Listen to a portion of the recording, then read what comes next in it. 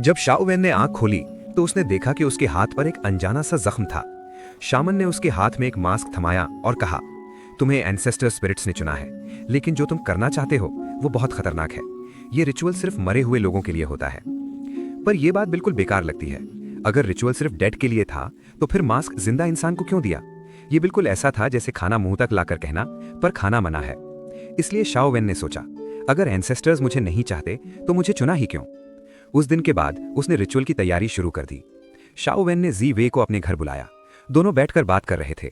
शाओवेन ने उसके हाथ में चाय का कप दिया, लेकिन जानबूझकर कप के हैंडल पर एक छोटा सा कांटा छोड़ दिया। सॉरी, शायद मैंने ठीक से पॉलिश नहीं किया। कोई बात नहीं, जी वेई बोला, तुम टिश्यू दे दो, मैं देख लेता हूं। पर शाओवेन ने बिना कुछ कहे जी वेई के जख्मी फिंगर को पकड़ लिया। यह उनका पुराना तरीका था, एक भूला बिसरा हुआ राज। लेकिन इस बार जी वेई बिल्कुल कंट्रोल में था। हम खत्म हो चुके हैं, उसने कहा। मैं यूफान से शादी करने वाला हूं। उसने शाओवेन को धक्का देकर हटा दिया, पर शाओवेन पीछे नहीं हटा।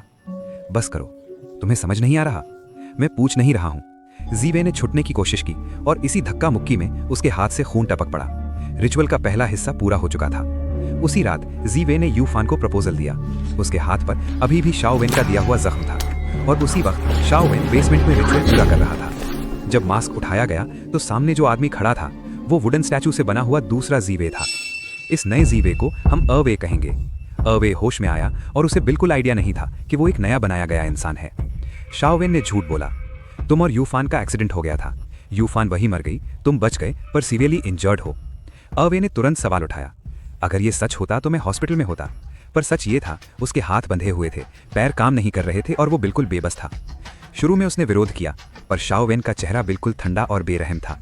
दर्द और डर के सामने अवे टूट गया। धीरे धीरे उसने लड़ना छोड़ दिया। जख्म भरने लगे।